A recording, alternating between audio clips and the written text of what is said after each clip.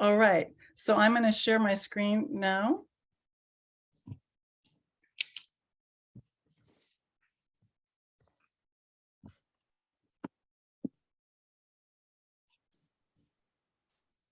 Thank you, Melissa. You got it.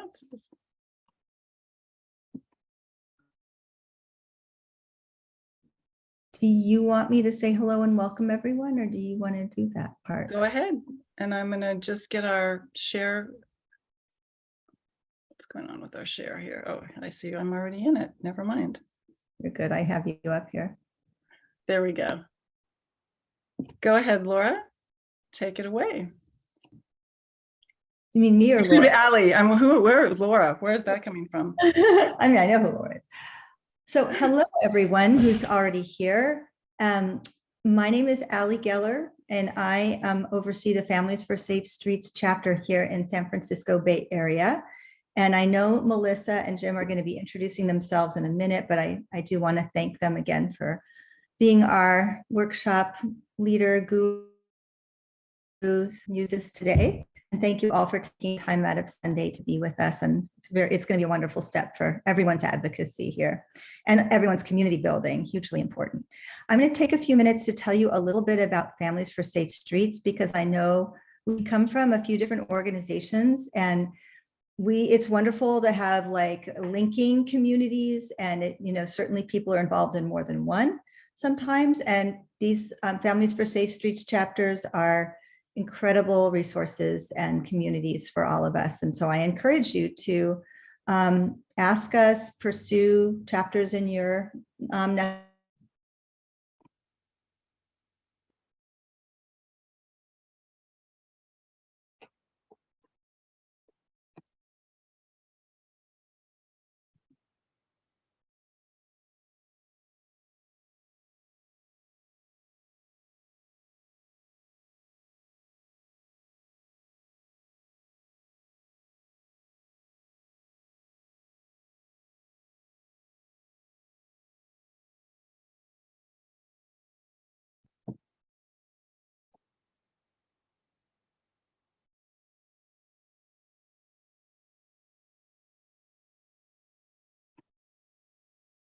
I'm having some challenges with my sound. Can you hear me?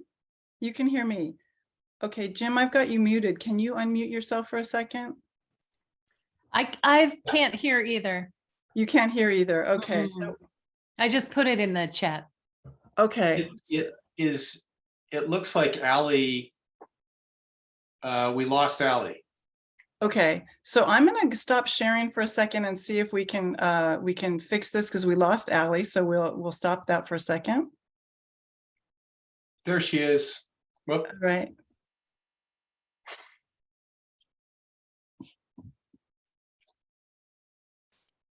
Okay, Allie, you're muted, so you see that. Okay. Can we hear you now? Yeah, I don't know what happened. It just popped up. You know what? Every time we have a presentation, something new happens. So we'll just keep going with it. Hold on just a second and let me share this. My hands are like behind my back. I'm not touching anything. We know this well. We know this well. Yeah. This happens. All right. So is that the right slide for you? That'll do. That's just Okay. fine. I just lost her and it froze again. Yeah. Yeah. Okay, so it's got to, you know what? Okay, so here's what I'm going to make an executive decision on. Allie, I'm going to ask you to have great patience with us and see if I can do my part of the presentation. We'll do our part, and then at the end, can we share about Families for Safe Streets? Can we do that? I think she's gotten knocked out of the presentation again. So I see her, but it freezes up. So, or yeah, we saw her for a second. So that's what we're going to do. How about that? Or we'll see if every time we present, it goes into Families for Safe Streets is. Yeah, we're definitely having Allie come in and out. So I think that's where we're gonna go back to that, Allie. But how about this? I'm gonna not share and have Allie say something Yeah, that's a good Without idea. the slides. How about And that? also, Can we I do am that? gonna move rooms. Hang on one second, sorry. I have to move into a quieter room as well. Okay. Can you guys hear me? We sure Yeah. can. Okay, great. Do you want me to proceed or did you want to do some What I part want you to do is proceed without slides. So I think there's something Oh. between that's happening that's freezing you up. So we're just gonna Okay. we're gonna see what we do if you just give us the story. Sure thing. That's easy enough. So Families for Safe Streets is made up of people who've all been affected by a car crash as a victim themselves or someone who's lost a loved one. And we provide a strong foundation of emotional support, which is really the number one priority. And we also provide, peer and community support and skills trainings like what we're about to do today. We have about actually over 20 chapters in the country right now. Each are housed by an organization that provides financial and policy guidance and resources. And as Amy said at the very start, Families for Safe Streets has provided a meaningful way to channel anger and pain to help overcome a public health crisis that too often goes unacknowledged. As we will also discuss as we get into the story writing work, World Day of Remembrance coming up on the 20th of November is a particularly meaningful time to honor your stories and share them with the people who need to hear them in order to build this movement. We know that nearly 1.3 million people die in road crashes every year around the world, and an additional 20 to 50 million are injured or disabled. And of course, those are also life-changing things that often go unacknowledged. So you in this room, in this virtual room, or someone close to you has suffered greatly because of something we no longer question: the car, the vehicle, and the way our streets are designed. So we are here with Families for Safe Streets to question this and to demand change. Unlike so many other epidemics, we have tools at our fingertips. We have proven tools to end this epidemic. And your stories are among the most powerful tools we have for turning people's heads and waking people up to the realities of this epidemic. So Families for Safe Streets, as I said, provides emotional support and workshop gatherings, skills and capacity training, and really a solid foundation of support to enable people to use their voices to create change. And one thing that I know that Jim and Melissa and I have talked about is that that solid foundation of support is with us constantly, because even if you are a seasoned advocate who shared your story many times, you never know when the bottom's just going to fall out. And it's extremely trying to tell this kind of story. And we really get that. So that is why we're here. So most of the people in this community also join Families for Safe Streets because they really truly want to prevent other people from experiencing this kind of trauma and pain. So later, since we don't have slides in front of us right now, we will be sharing with you a number of things. We will be sharing some World Day of Remembrance resources because we can be planning tiny events or huge events, and resources apply to all. And we want everyone to have the opportunity to plan or participate in a World Day of Remembrance event.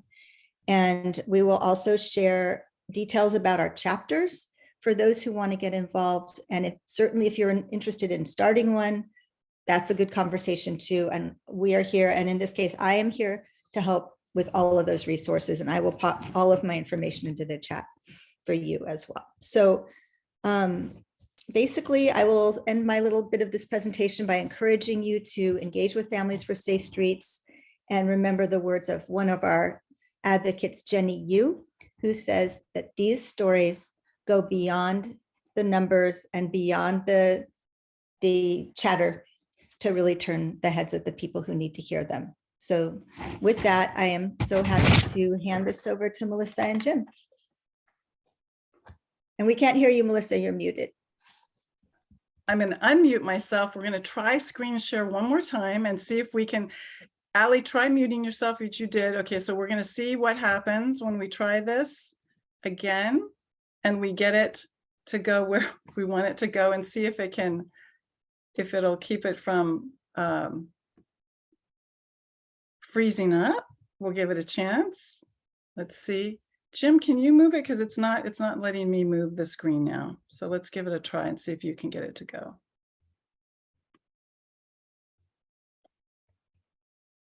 Okay, I figured it out, I think. Yep, I got it.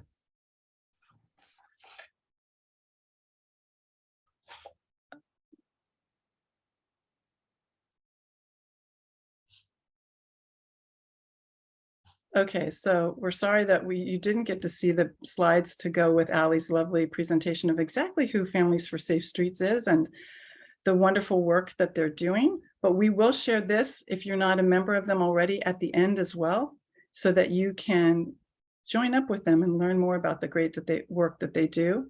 So I am Melissa Balmer, the founder of Petal Love, and I'm here with my colleague Jim Brown today. And I want to tell you a little bit, tiny bit about my background, but mostly this is about you, and this is about getting your hands in the clay for thinking strategically about your own story, crafting your own story, and then where to share your stories. So World Day of Remembrance is an opportunity, as Allie shared with us, to put the human face on the tragedy of traffic violence. I came up through bike advocacy, but I was in public relations and marketing before that. And then after I was in bike advocacy, and shout out to Dot, I see you there. I'm excited to have you with us. I was always in public relations, media relations, trying to get the word out about the California Bicycle Coalition, where Jim and I both worked in communications at different times. But what I realized is that I was giving people a fish a lot of times and not teaching them how to fish. And I realized that teaching people how to tell stories was really going to be important. So I went on it, like about 8 years ago, I went on a real deep dive to learn the art and craft of storytelling in a way to kind of break it down and share it with people like you. So what we want to do is, of course, thank you first and foremost for being here, for having the courage to be here with us today, because it's hard sometimes to look at your own story or share a story of a loved one when you're dealing with such a difficult thing and tragedies. And so we really want to honor you and your time today for being with us. So thank you very much for that. And I want to share, just touching on why personal stories matter. And the truth is that we've got to have the data, but we've got to have the human story. And the reason that we need the human story is that only well-crafted stories scientifically change the human brain through neurotransmitters, through hormones, and other ways to make stories easier to remember, more engaging, and change hearts and minds. That's the reason. It's not about entertainment. It's about changing hearts and minds through a well-crafted story. But like I said, they've got to be crafted in very particular ways. And that's what I'm going to jump into with you more deeply in just a little bit. So we need compelling storytellers for the movement of World Day of Remembrance and ending traffic violence. And I'm going to point to somebody that some of you may not know if you're younger or not from this part of, or not from the United States. You might not know about Candace Lightner, who became famous when I was in high school for becoming an advocate for her daughter's death through a drunk driver who had repeated offenses. And the reason I want to point out Candace Lightner is that she was somebody who used her own story of tragedy and very quickly became in alignment with advocates and lawmakers and got laws changed, including ages for teenagers to drink. And they put teeth, financial teeth, behind the laws because from the federal level, because states couldn't get money, federal funding for their transportation if they didn't start to raise the age of drinking. So that's something to keep in mind, that the reason we use Candace Lightner is because she really took her tragedy and put it into powerful lawmaking. Now, what MAD became later after she left, let's not talk about it, right? Okay, that's the elephant in the room, and we'll leave it at that. But she continues to be an advocate for safer streets. The other person we want to call attention to, who was a very incredible storyteller, was somebody that people don't understand very much now, but then was quite a celebrity for it, and that's Rosa Parks. And there was a documentary about her 3 years ago, and there's a documentary coming out now. She was not just a pretty lady who was tired and sat and didn't want to stand up. She was a well-trained advocate. And so that's something I want you to keep in mind today, because there are advocates here with professional organizations, and you might be on your own. You might find somebody you want to align with to help get your story out better. So I want to turn it over to Jim now. And you got to unmute yourself. I'm getting good at that. Thank you. Thank you, Melissa. My name's Jim Brown. As Melissa mentioned, we met at CalBike. I am, by training, I'm a writer and an editor, and with a focus mainly on public policy here in Sacramento.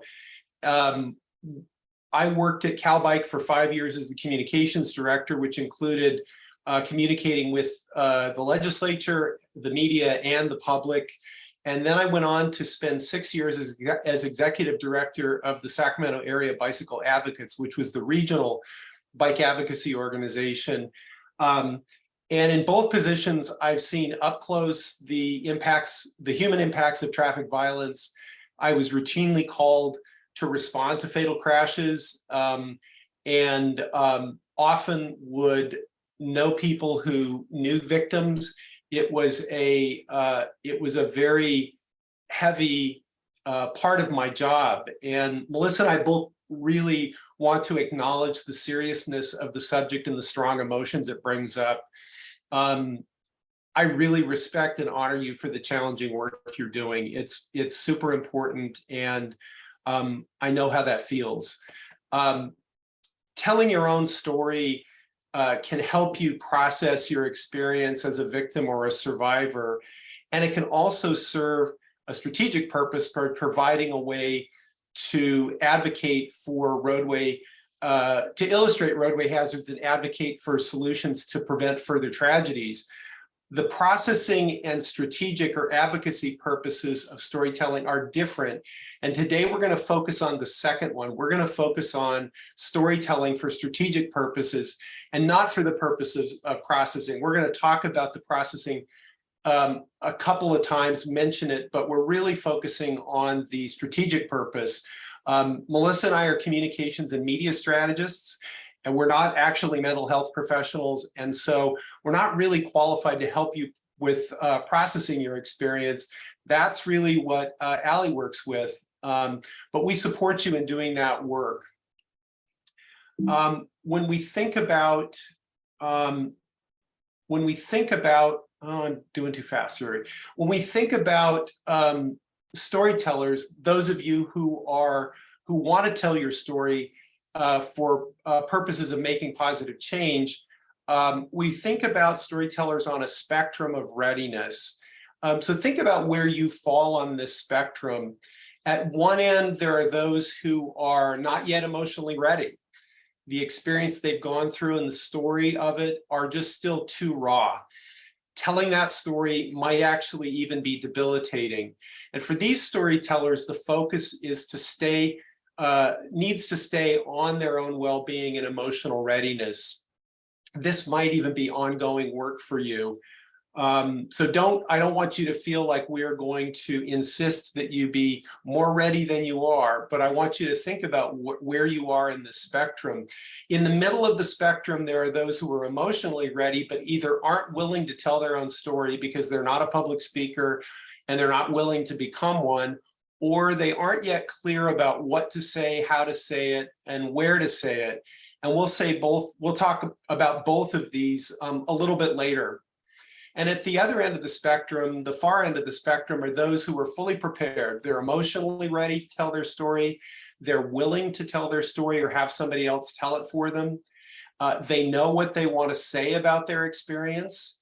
There's a point to their experience that they want to get across, and they know the various ways to tell that story. And hopefully some of you will leave this workshop feeling fully prepared to tell your story. So we're all on a different point in that spectrum, and all of those points are valid, and we want to help people who are ready to tell that story to be able to do it. Our highest goal here today is to help keep everyone safe and healthy, and for that reason, we're not going to stay focused on the specifics of any one person's story. We're not going to ask you to tell your story today. And if you find the subject of working with victim and survivor stories too difficult based on where you're at currently, that's perfectly okay. If you need to step away at any time, we completely understand. Your story is valuable, and we want you to be able to tell it whenever that is. So I can't emphasize that strongly enough. Let's do a quick show of hands, because I can see most of you, not all of you on camera, but most of you on camera. How many of you have worked with the news media before? You've talked to a reporter or you've pitched a story? Okay, so at least half of you, actually most of you, it looks like. And how many of you have told your own story or told someone else's story? Okay, so some of you are in the ballpark, or you've done it, or you've started to think about doing it. Okay, that helps us understand who's in the room here. So I want to go on now and talk about finding what I call finding the right story. As an active transportation advocate and a communications strategist, I always try to keep my end goal in sight. And this is partly to help me work efficiently and partly to maximize my effectiveness. I want all of my choices to serve my ultimate objective. So I've always got an eye on where this is leading. And I'm going to spend a few minutes talking about the importance of being strategic in choosing the human stories that you need to tell. Most severe injury and fatal crashes get reported as news when they happen. But those stories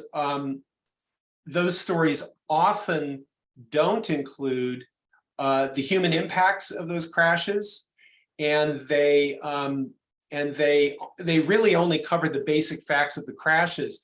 Researchers Tara Goddard at Texas A&M University and Kelsey Ralph at Rutgers have shown that most of the news stories about traffic crashes say very little, if nothing, about the victim or the underlying causes of the crashes or how they could be prevented. Those news stories present crashes as isolated one-off incidents. Often they're called accidents, even though we understand that there are conditions on the roadway and how people use the roads that set people up for these crashes. So when you're thinking about, using the news media to talk about the human impacts of crashes, we want to keep in mind that what makes a personal story, the story of human impacts, newsworthy is the extent to which it relates to a larger problem or issue. And World Day of Remembrance is the opportunity to do that. We're going to link these personal stories to a bigger issue, this pattern of crashes that keeps occurring, the problems with certain types of roads or how people use them.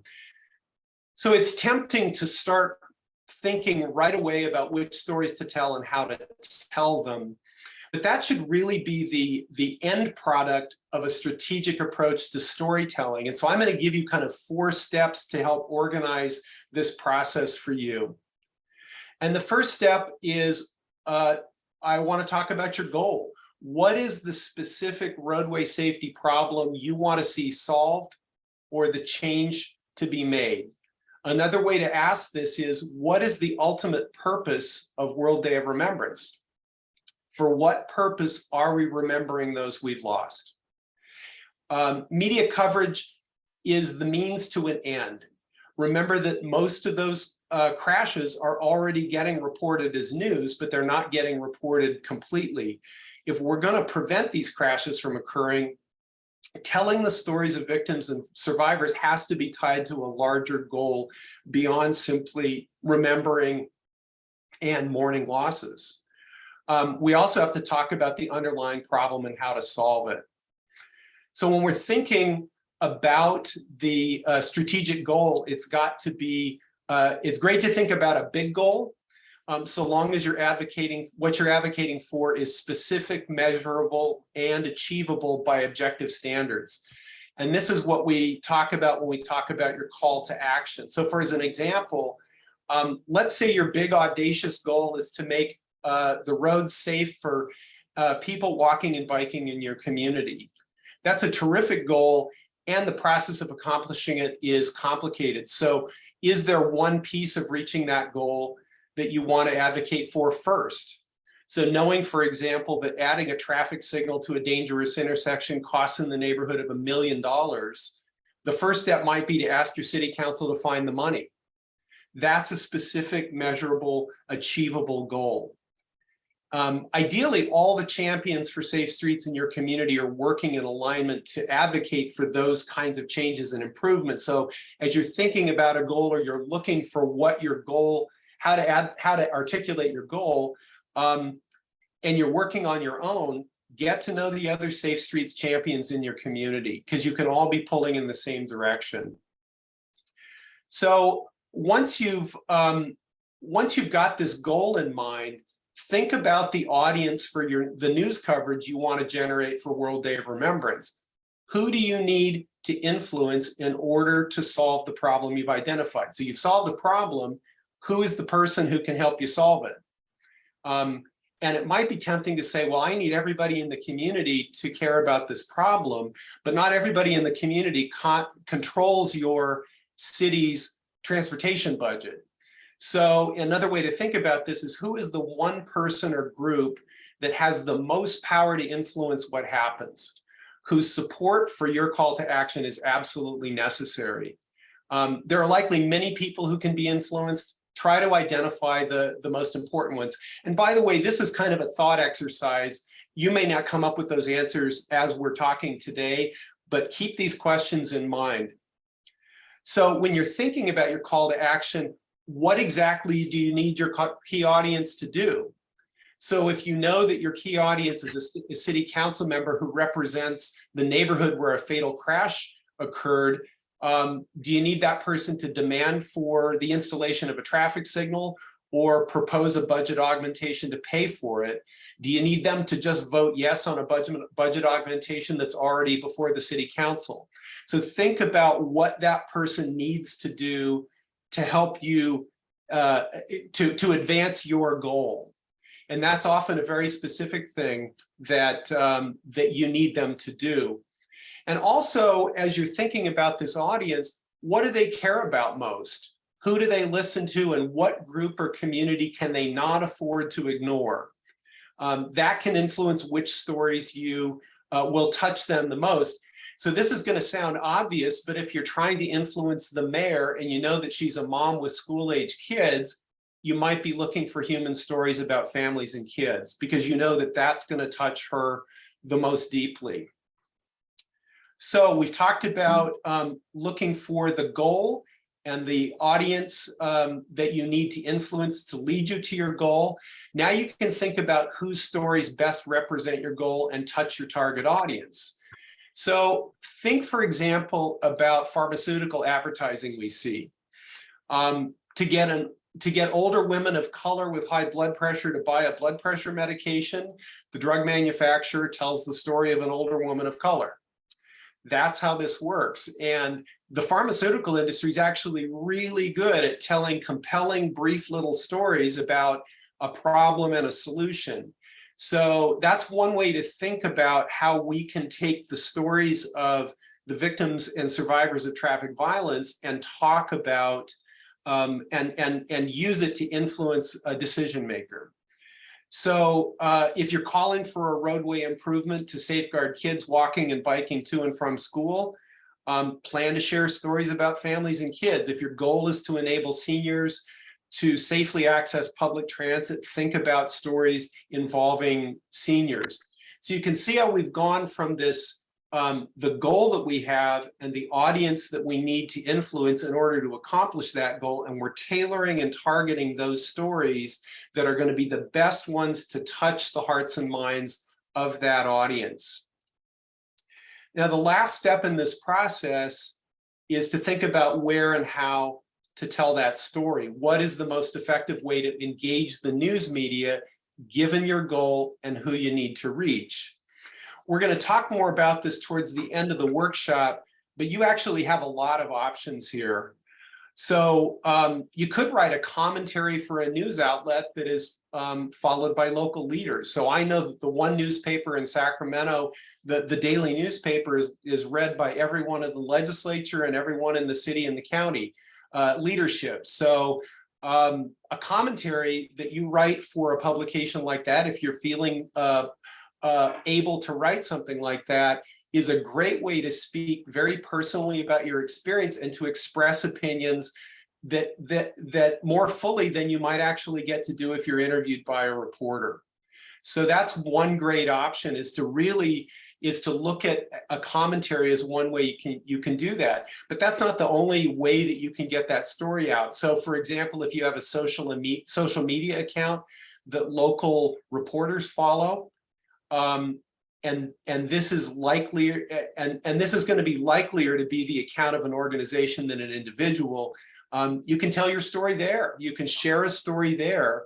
And that's going to prompt reporters to call you. I did that a lot when I was the executive director of Sacramento Area Bicycle Advocates. I'd post stuff on Twitter and Facebook, and the reporters who wanted to follow my issue were following what I posted there. And that was often just enough to get them to call me. I didn't have to ask them to call me. I would post something about a crash, and honestly, within minutes, I would get a phone call. So that's another way to invite that coverage, and then you can have a more nuanced conversation with the reporter.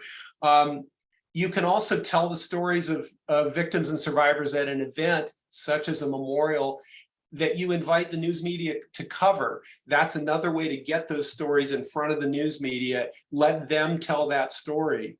And I've used all these methods, by the way, all of them work.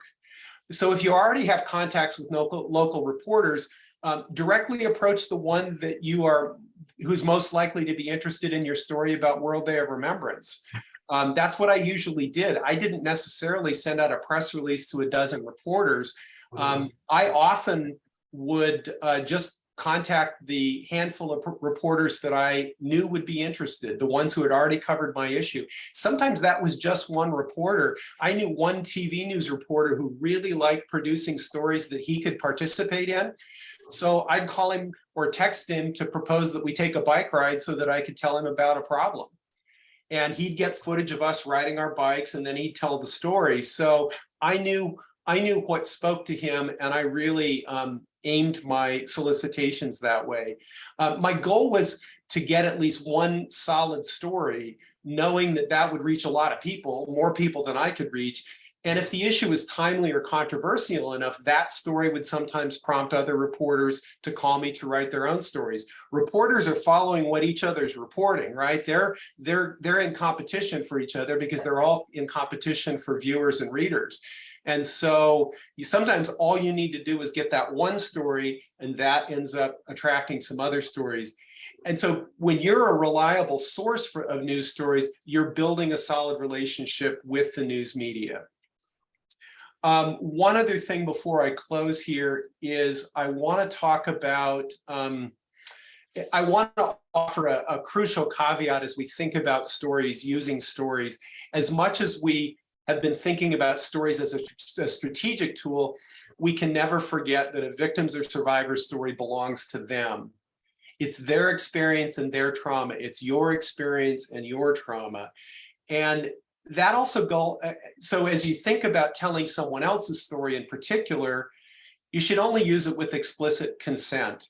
And by consent, I mean asking somebody if they're okay if you talk about their experience.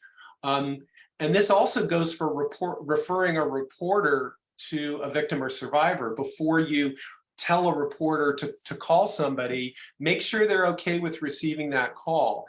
Because of course, without that consent, being approached to tell to tell the story or to hear someone else tell that story is another way that victims and survivors can be re-traumatized. And again, we really want to support people in feeling ready and willing. And this is even true when a crash has already been reported in the news. Again, as an advocate, I want to be on your side. I want to respect your needs and your story. So I'm going to ask you if it's okay if I refer to what happened. So put yourself on the side of safeguarding victims by always getting their consent.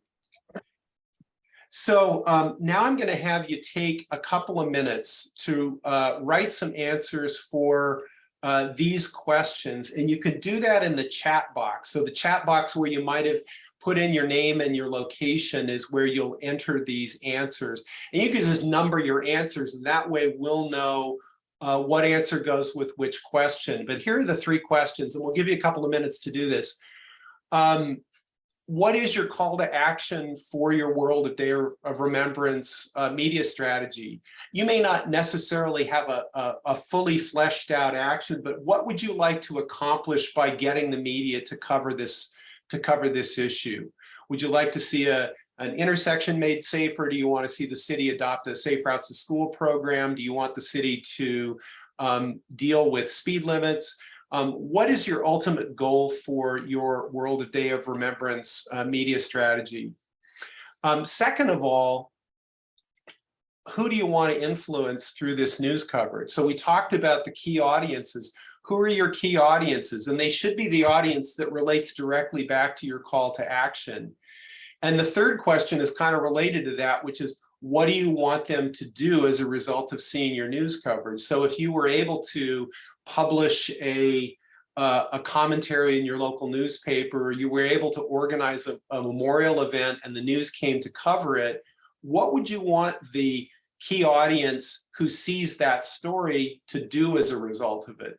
And again, you just want to keep that in mind. That may not be something you ask them to do in that news story, but you want to know ahead of time what you want to influence them to do, because you might want to follow up later and said, remember this story where we talked about this thing?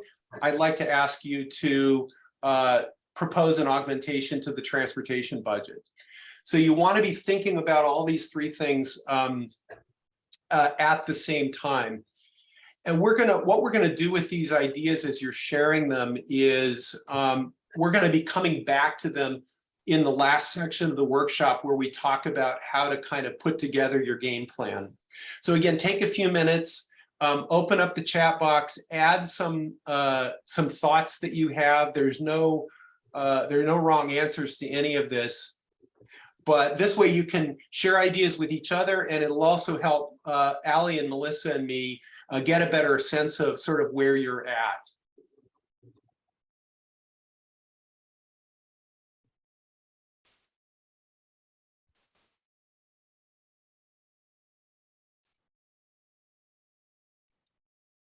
I also wanted to let everybody know, we missed saying this in the beginning, but we are going to be sharing handouts with Allie tomorrow. So the things that Jim is pointing to and the things that I'm going to be pointing to, they will be shared with you. So do take notes, because that's really great for muscle memory and to really get it, to live it and start really getting it to be usable. But also know that we are sharing handouts with you so that you can have all of this great information that we're sharing today.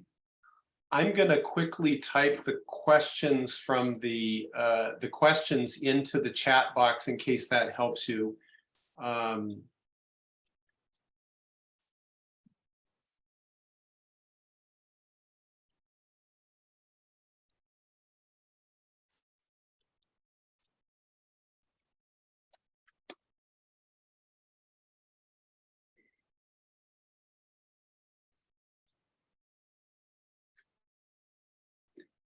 And let me go back to the questions. Sorry about that. Yeah, if you could leave those up for just another moment, that'd be great. Boy.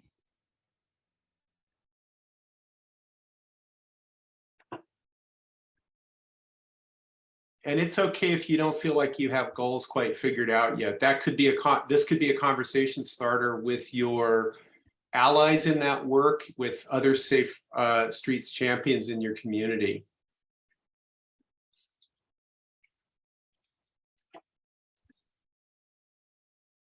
Or if you're like me, it'll come to you in the shower.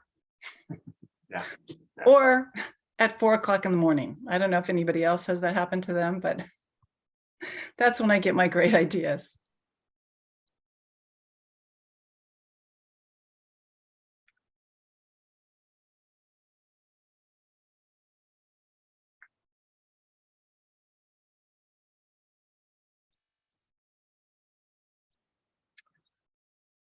This is cool to see some very specific strategies. That's really helpful.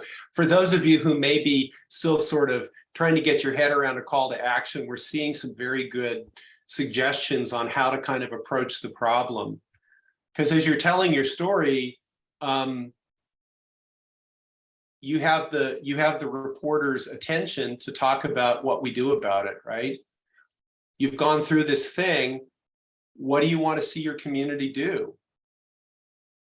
We got to fix this intersection. We got to slow the traffic down on this street. We've got to make this neighborhood safer. We've got to have more crosswalks. And remember, if you see somebody that already has a strategy, let's say slow speeds by X%, fix this particular intersection, and you're not quite there with your community, reach out to that person, send them a note here, and if they're willing, share emails so that you can have a conversation about how they got there, right? So, because everybody has something to share that can help you get to the next level. I think what we'll try to do also is compile these calls to action into a document and share it back out with everybody, because there's some really good stuff here. And I think it's good. There may be some specific strategies that you might want to embrace in your community. And there's also great food for thought here about how to be specific about things. And I think because of how they're written in here, we'll be able to include the contact information of the person making that suggestion. So if you're, if you really want to hear more from Rachel about slowing traffic speeds in front of the high school, you'll be able to get in touch with her and do that. So let's give this another moment to wrap up your thoughts. We're seeing some really good content here, so thank you so much for sharing this. It's helpful for everybody.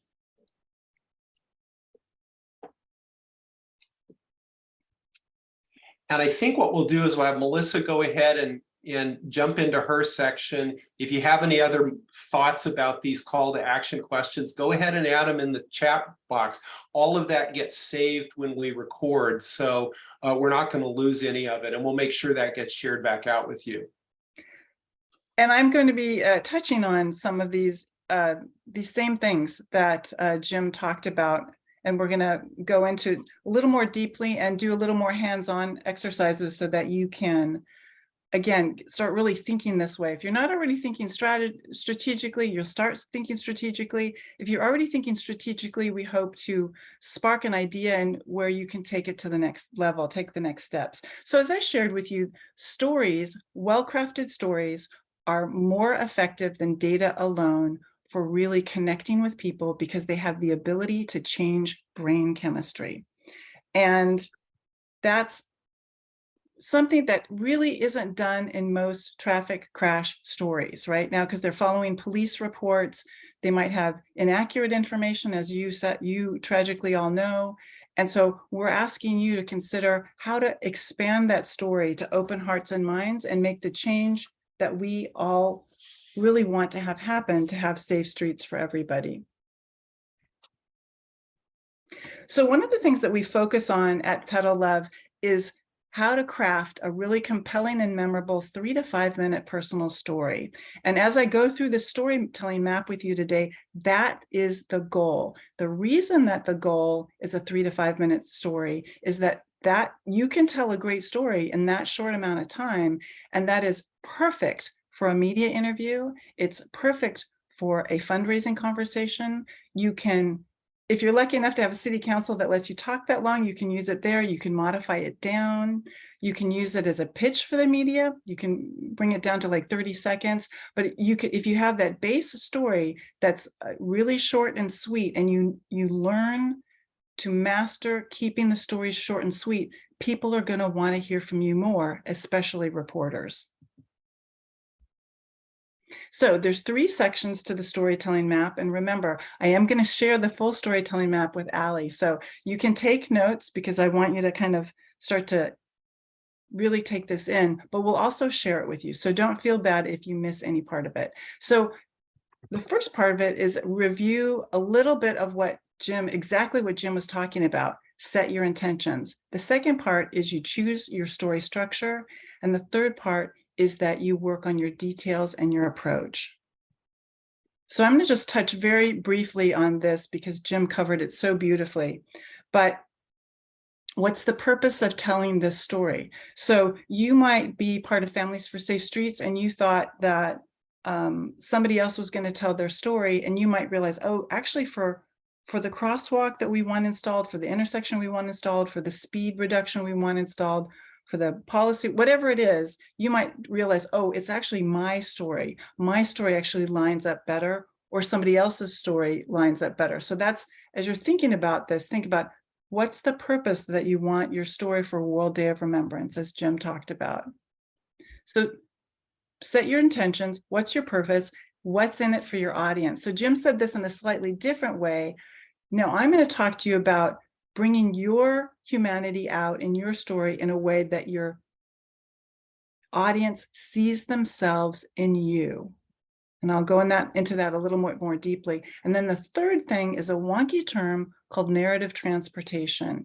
And that means that when you tell the story, you want to move people. So you want to learn to tell the story really well in ways that people enjoy stories and they are moved by them. And I know that in some cases, those are tough, tragic stories. So enjoyment's not really let's say compelled. They're engaged and compelled. The neurons are firing. You've got their attention. They're not multitasking. That's what you want.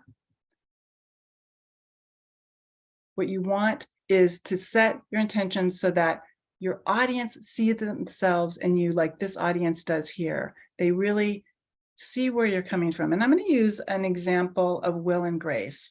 So Will and Grace was the last big network television show before before the different cable channels really became the powerhouses in television. And what Will and Grace was able to do was able to normalize gay culture. And there are a lot of advocates who say that if there had been no Will and Grace, there would not be gay marriage today.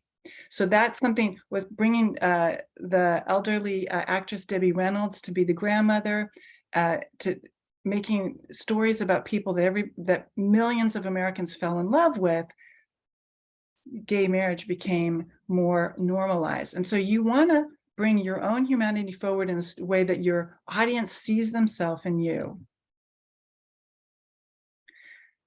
So this is from Julie Dixon, who wrote a great report called Stories Worth Telling. And she says that it's important to establish the commonality up front in your stories. Lead with the things that make your characters similar to the audience rather than make them different. So if that's you or the person you're telling the story about, like Jim was pointing to, if it's for children, you want to bring forward the parent.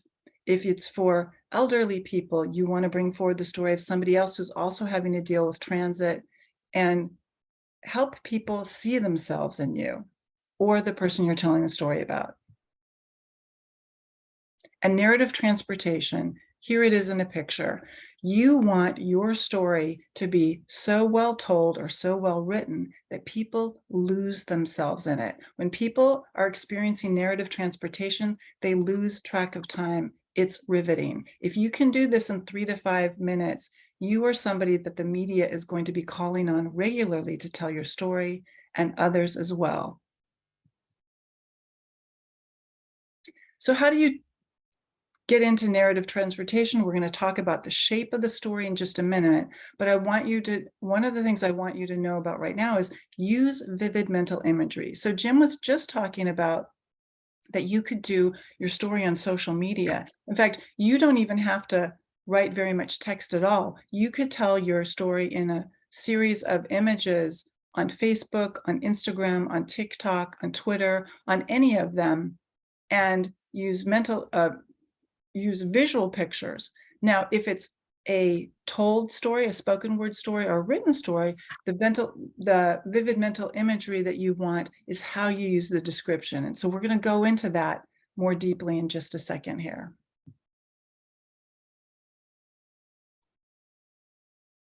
So when you are telling a story, you want to choose your story structure. And the story structure that I use is called a modified hero's journey.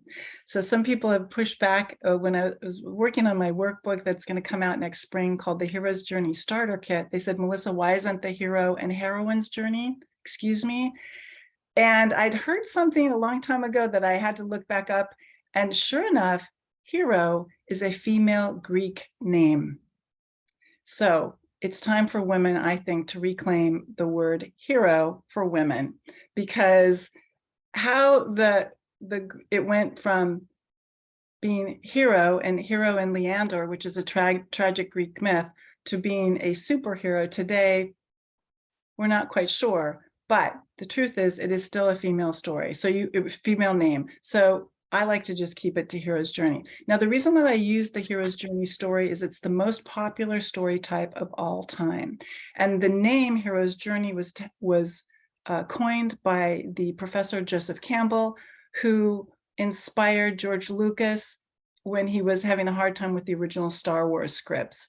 So it's become popular, and Hollywood has taken it to mean superhero, but that's not what heroes' journeys are about. They're not about saving the world. The original heroes' journeys were usually about saving one person or getting back all the tribe's cows. It's a story of personal transformation, internal transformation, as well as that person's community transformation. So that's why I use that term.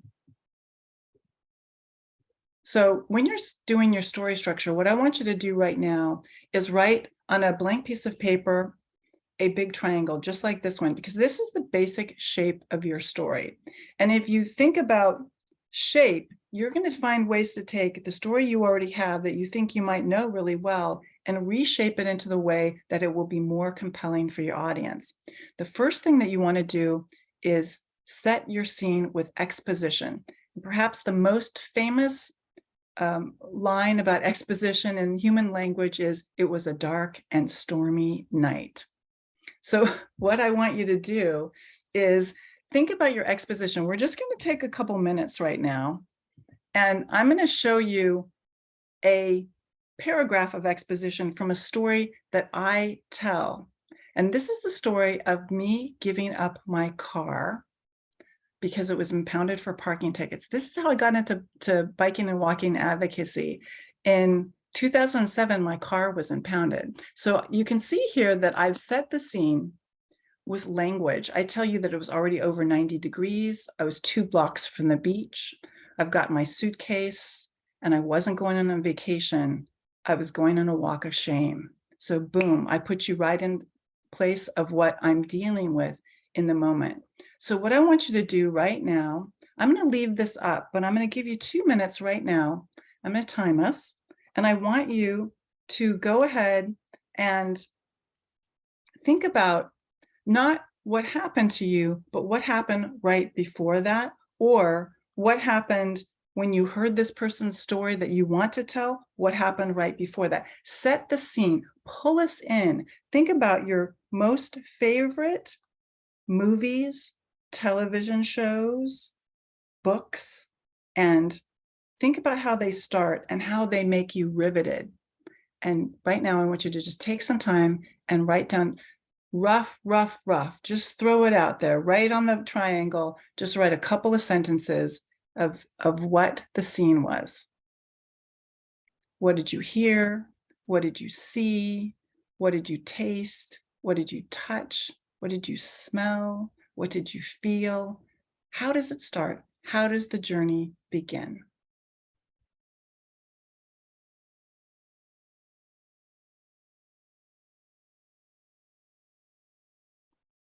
What was your dark and stormy night?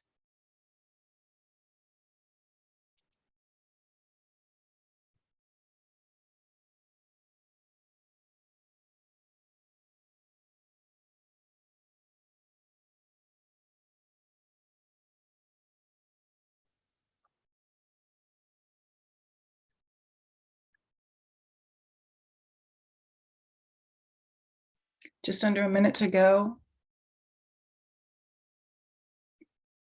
And you may feel like a deer in the headlights, so you can come back to this. That's why I want you to have this shape of the triangle, the shape of the story, so that it's your first step.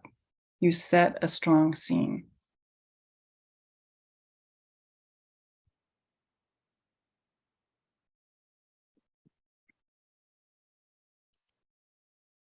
Okay, if anybody's feeling brave and they want to text it in the text box and share what their exposition is, that would be fantastic. We've just got about 10 more seconds to go, so wrap it up, write your final thoughts.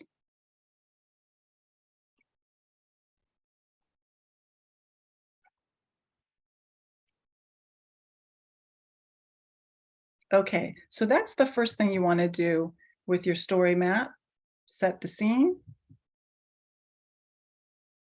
The second thing you're going to do is your inciting incident.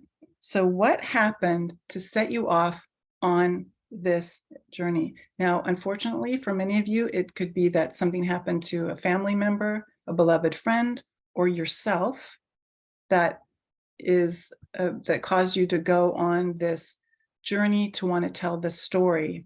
What happened? Now, if you're an advocate, it might be hearing about one more crash in a particular intersection that you knew was dangerous, and you decided, I need a new strategy. We've got to change this. I can't hear this anymore. For yourself, if it's your story again, I'm sorry that this might be a little bit tough, but what was the thing that happened to cause you to go on this journey?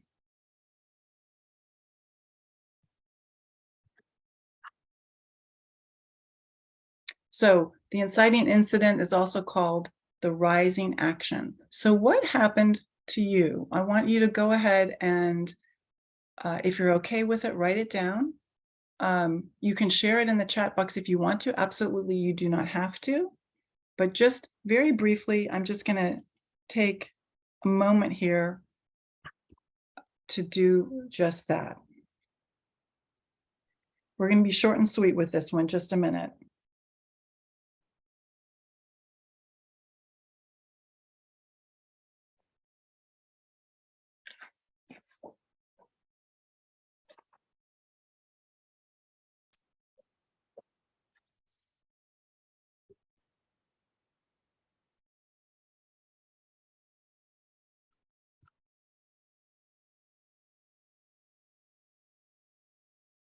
So again, 30 seconds left. If it's you, of course, you'll be sharing something about the crash. If you're an advocate, what was the straw in the camel's back that made you realize that you really need to do this?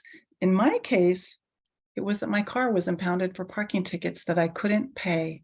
And I decided to let go of my car and try an experiment in living car-free.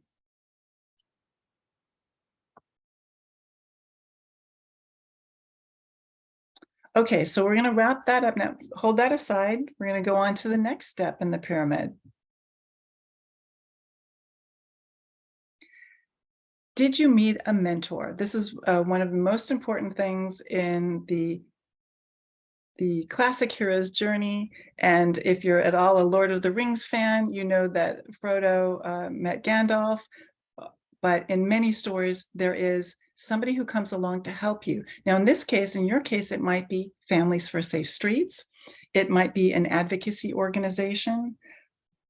It might be friends or family members, but just jot down very briefly, did you have a mentor? Now, you don't have to have a mentor. That's not crucial, but if you had one, that's a good part of the story, because they're going to be the ones that are helping you move towards making something happen, making real change happen because of being involved with traffic violence. In my case, my story isn't one of traffic violence, but in my case, I gave up my car in 2007 as an experiment, and I could do it because the city of Florence, Italy, or actually the country of Italy, where I'd gone to language school, was my mentor. I learned that there were people that lived in places where you could ride transit very comfortably, and almost everybody does. And then I lived in Long Beach, California, that actually also had transit, and I knew that there were bus stops and exactly where I needed to go. So for my story, it's two cities, or a country and a city, that are my mentors. So take some time right now just to write down if you met a mentor. And please, if this is a mentor you're willing to share, put it in the chat box. Help inspire others to find their mentors.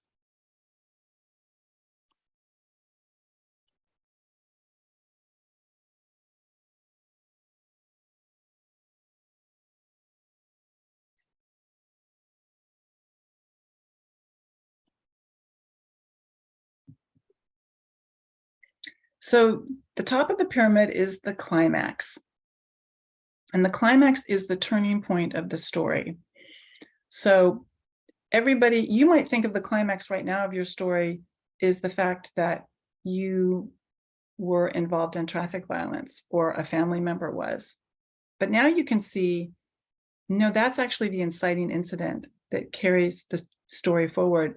The climax is actually when there's some kind of turning. So, for example, the climax of your story might be that you found out about World Day of Remembrance, that you met up with Families for Safe Streets, you met a local advocacy organization, you found out how laws were changed, you got involved in wanting to change laws. In my story, I get on the bus and I go to say goodbye to my car. That's in the 90-degree heat, it's delightfully cool on the bus, and I go all the way across town and say goodbye to my car and pack up my belongings. So right now, I want you to just take a minute, and I want you to think about the climax. And again, I'm only going to take a minute for this because it's a big one, but here's what I want you to understand as you seep yourself in the shape of this story, is that you might have been thinking of your story one way, and now you're seeing that you want to reposition it slightly differently in order for it to be more effective as you tell it. So that's going to take some time to marinate. And then when we get into the conversation at the end, you might throw some ideas out there. You might get some feedback. And as you're moving towards World Day of Remembrance, it might come to you at 4 o'clock in the morning or in the shower. Oh, wait. My climax is actually when I met Mary.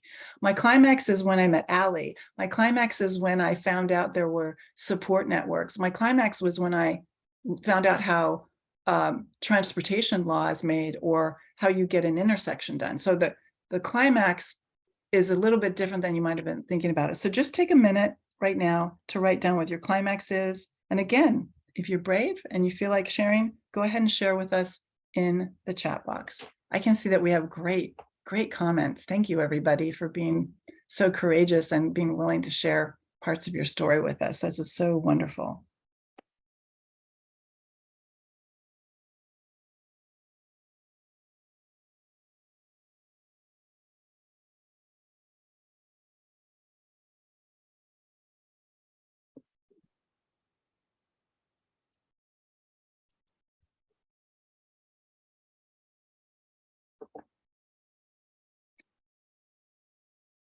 Just about 20 seconds to go, so we'll wrap up. Every time you need to tell a new story, you can use this map to map it out and make it more compelling and memorable and useful and short and sweet to serve your purposes. Okay, so we're going to leave that aside for right now. And we already covered that. I decided that the map worked better than the pictures for this. Okay, so now we're going to have the falling action. And we all know that life is never a bowl of cherries. You might have wanted to lower speeds, put in the intersection. You might have wanted to get a meeting with the city council. Maybe you're just at that point, wherever you are in your journey, twists come in the road, right? This is what happens, right? So in my case, there I was putting my belongings into a rolling suitcase from my trunk after having this 1991 Honda Accord for many, many years. And guess what I found out? Not everything would fit. And so I had to turn around the next day and do it again. And I deal with chronic health issues, and the heat is really bad for my head. I have get a lot of migraines. And so I was like really worried because it had already been quite an adventure to do this anyway. I was feeling embarrassed and shamed. And then I've got to do it all again. So what's the falling action? Just take a minute right now. What's some kind of falling action, that the roadblock that you were like, oh, I can't believe this happened to us? Whether you're working on your own or working with an advocacy organization, what happened? City council didn't fund the budget. They delayed the vote, so on and so forth. In one case, somebody's with us today that the person who killed their daughter was let off and not being held responsible. So how do you regroup after that really tough decision was made and move forward? So it's hard. This is the hard part of the story. And let's just touch on it lightly right now, but just write one thing. And again, if you're feeling brave, or you're like, I think this is one of the things that I had to deal with. Sometimes we have many, but just pick one or two of the big ones and write that down. Great. Okay. Now we're going to talk about the hero's transformation. And if hero as a word really bugs you, think of it as a female name. It won't be so annoying to you. But remember, heroes are about transformation. They're not about winning so much. So what happened to the person you're telling the story about, or to yourself, because of going on this journey of traffic violence and finding out that, wow, we really need to change how we think about traffic in the United States or wherever you are, because this is a worldwide problem. We need to build differently. We need our cars to be different. It is a massive problem. #1 preventable cause of death for youth around the world. And you got involved in it, and something happened to you that you have been internally transformed in some way because of this. You might have been somebody who never knew who your city council people were or voted.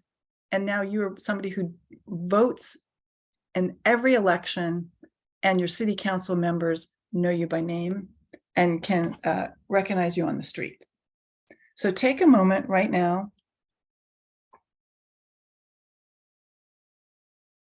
and think about, we're just going to do a minute to think about your hero's transformation. And again, people are writing great comments. This is exciting. So, and if you want to share a little bit of your hero's transformation, you can share it here and at the end. So this is one of the things I really want us to dig into and have a bit of a conversation about, because it's inspiring, because it's about you learning to see the world anew. And because you see the world anew, this is one of those things, when you share your hero's transformation or your personal transformation in your story, this is one of those kind of things that changes the brain chemistry of your audience and helps them see the world anew. So the people that are going to get others to recognize that we live in a car-centric, dangerous car-centric culture are not going to be people who never, ever drove a car. It's going to be somebody who drove a car and maybe even sped a lot because they were always busy and always rushing. That's going to be the ones that gets other people that are doing that now to say, we have got to stop texting and driving. We've got to stop being, it's going to be somebody that they see what's in it for them. They see themselves in you.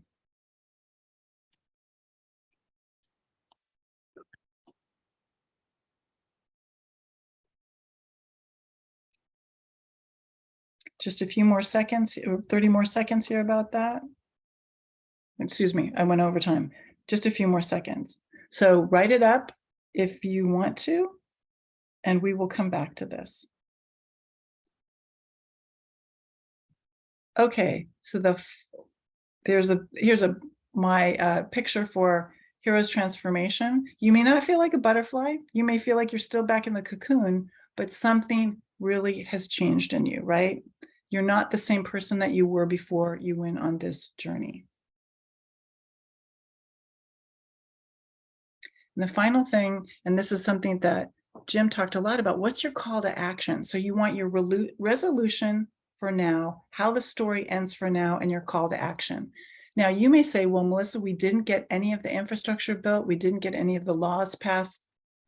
It's your resolution for now. So it might be that you got the city council to pass a resolution, and the next thing you have to do is raise the money, right? But just the fact that you got the city council to meet with you and pass the resolution could be your resolution for now, right? A lot of people don't know how to do that. That's going to be inspiring to others.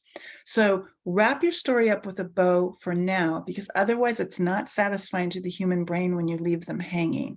So you've got to wrap it up for now so that they feel that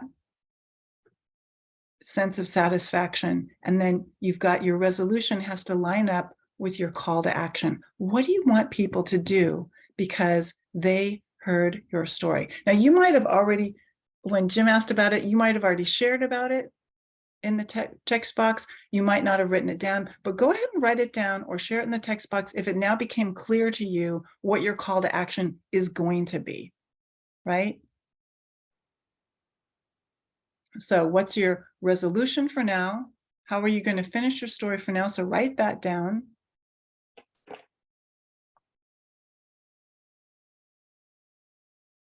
And then what's your call to action? What do you want people to do because they heard your story?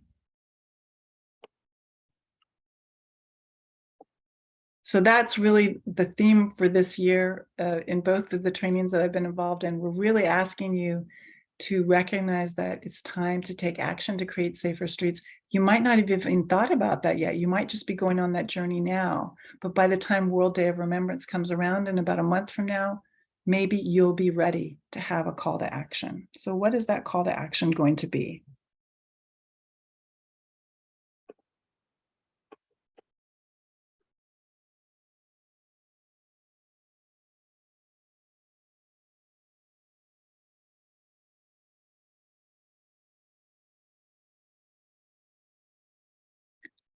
So we're going to wrap that up and leave that for now. And I'm going to dig deeper into something that Jim talked about, which was to talk about the solutions to the problem, which is your call to action, right? And I want to touch on the fact that this is called solutions storytelling when you wrap it into your story. So there's an organization called the Solutions Journalism Network that teaches journalists how to tell solutions-focused stories. The reason they do this is that they have found in their research that stories that include the solutions, remember Jim talked about right now, the way the media is talking about stuff, doesn't talk about the systemic challenges and it doesn't talk about the solutions. But what we want you to consider doing is being a resource for the media when they cover these kinds of stories so that you bring not only the personal story forward, but the solution story forward so that they will find you a valuable resource. So you're not going to have to be calling them so often, they're going to be calling you. The reason that these work is that stories that have solutions in them have more audience appeal, they have better ratings, and they have greater impact. What they found is that when stories include solutions, people feel better about it.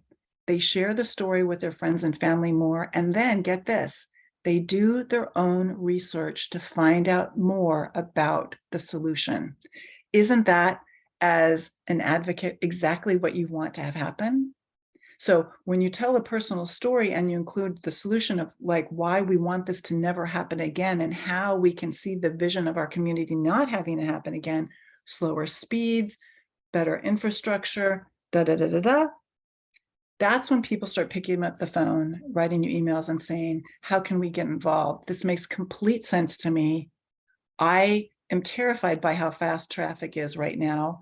I cannot stand how many distracted drivers they are. I drive everywhere, but I want to get involved. I want to support you. Now,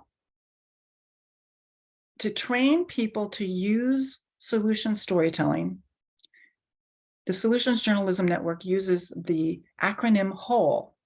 And again, this is in the storytelling map. So you can write this down right now if you want to, but it's also in the storytelling map that I'm going to share with Ali tomorrow. But just to kind of whet your appetite, these are the kinds of things that you should be including in your story or your press releases, and your conversations with the media. What response does your solution address? How does it work? How is it done? What insights does it offer? What are the limitations? And what evidence does it provide? One of the great things about Families for Safe Streets joining this network of people around the country is that you know that somebody in the United States, Canada, the world has a solution for the problem that you're grappling with, that they have put into place, that you can point to, that we know this works. Whether it's the Vision Zero plan, pointing to what's happened in places when they slow their speed and all the different things that they do, whether it's a specific city, sister city, it's best if the community is a little bit like your own in some ways so that the media and the leadership can see themselves in your example and it doesn't seem completely foreign to them. But you can show real results that have happened. It's not rocket science. We built all these streets ourselves. We can rebuild them in the right way. We do not have to have these tragedies. These are preventable. Here's how. So think about how you can do this with your own calls to action. And the final thing, I'm not going to have you do an exercise on that because that's a heavy dive, right? But again, it is in the map. You can do that on your own, and you can work with others and find your mentors and your network and your colleagues if you don't know all the answers, right? So the final part of doing your storytelling are the details and the approach. And this is as important as the fact that you decide to tell a story in the first place. So remember that I said that stories are effective when they're well told. So you just learned about one of the classic story structures. And now we're going to talk about the details and the approach of your story. And what do I mean by the details? That's the sense memories, that's pulls people in so that they can feel themselves in your story.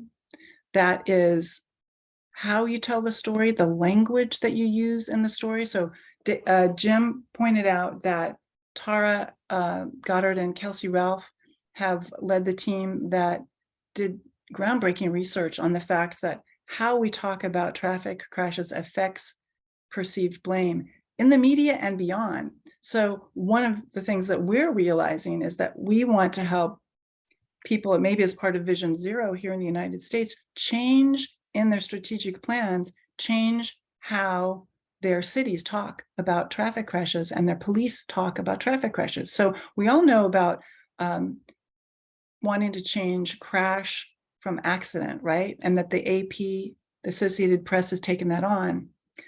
But we know that by and large, the media writes about cars as if they're sentient, as if they're in charge. And that is really, as Jim knows, that's like the red flag in front of the bull for me. I mean, that just drives me completely crazy because it's just like, oh, AI is taking over the world. Oh, here we go.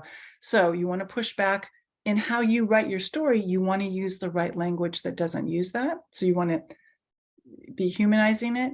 And then you also want in your approach, this is the big thing, is that practice makes perfect. So you don't want to expect yourself to, just as Jim talked about, there's the different levels of readiness. You're going to be at the different levels of becoming a compelling storyteller. And go easy on yourself. This is an ongoing process. You want to add sense memory. What did you see, hear, taste, touch, smell? bring people into it, make it visceral.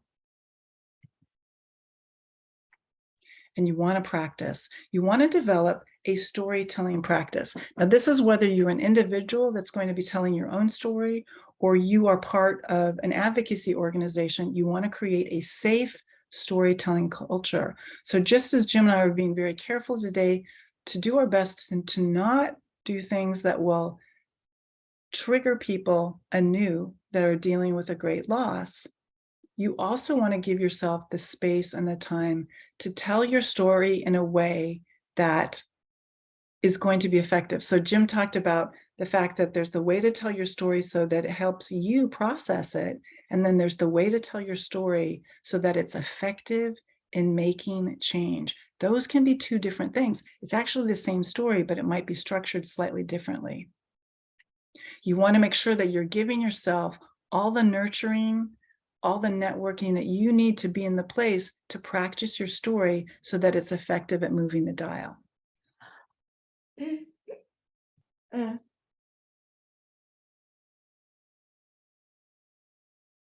So Jim, I'm about ready to turn it back over to you. Very good. Now we're going to try to pull all these threads together into more of a plan that you might be able to begin working with towards World Day of Remembrance next month. First of all, a quick check-in. Apologize for the typo in the slide. Where are you on the spectrum of readiness? It's okay to focus on your well-being first. So, if you're not feeling ready to do this, that's fine. Where are you right now? And even if that's the case, even if you're not ready to go forward with sharing your own story, here are some next steps that everyone can take. And these are really this is kind of a homework assignment. And we've covered some of this already. And by the way, this applies to individual activists working on their own, as well as those of you who are working on behalf of an organization. We've already talked quite a bit about this, but what's your call to action? Melissa, one of you are changing slides, I think. Is that happening? We're going to stay on this one for a moment. So we're going to stay here for a couple of moments. Again, I'm going to try one more time to get this slide to stay where it needs to, and then we're just going to do this verbally. So how's that? First of all, we talked about a call to action. What is your call to action? What do you want your audience to do once they better understand the human impacts of traffic violence? So spend some time thinking about that. That's an exercise you can go through on your own. You can do it with your allies in the community. The next step is who already covers your issues.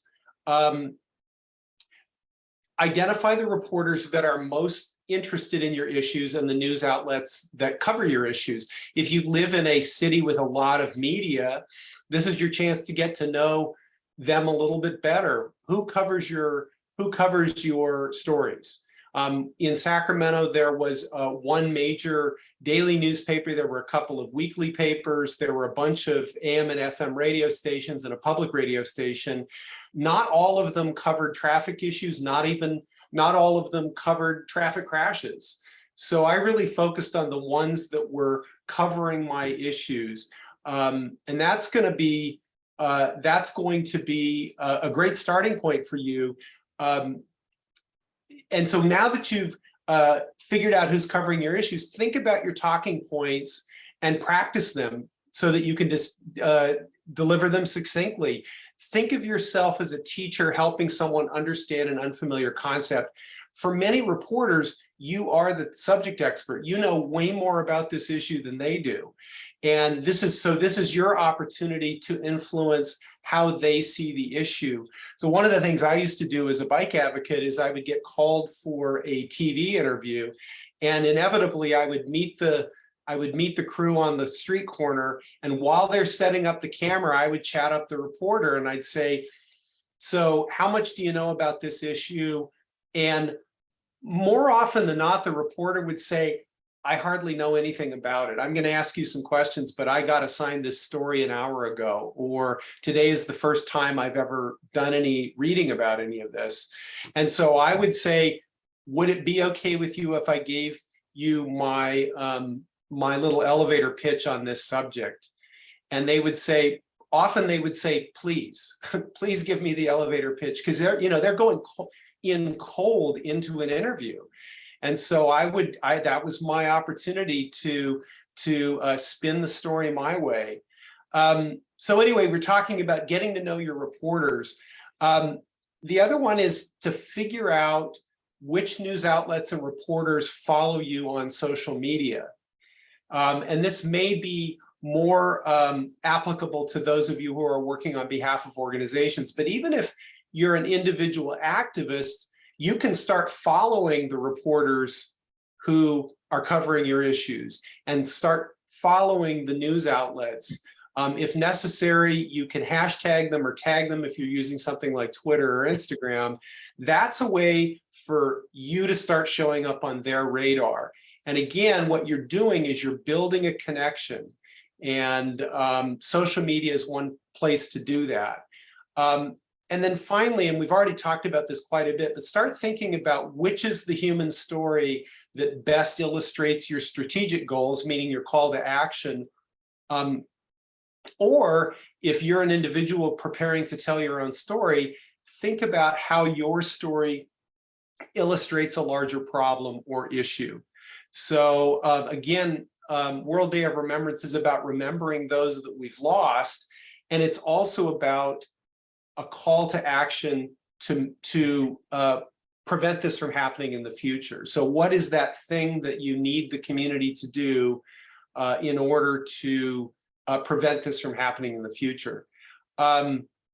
So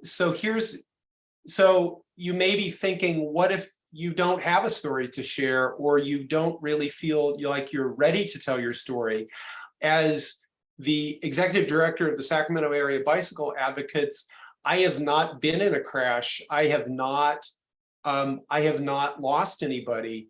And so yet I was the one who was often talking to the media. And by the way, I would get a call from a TV news reporter 10 minutes before they wanted to do the interview. So I didn't even have time to call somebody else to come join me at the interview.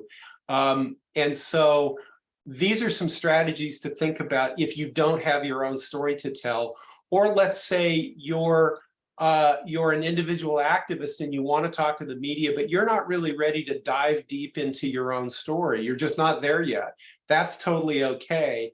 One way to do this is to refer to the victims and survivors whose stories have already been told. And you want to do this with consent when you can do it.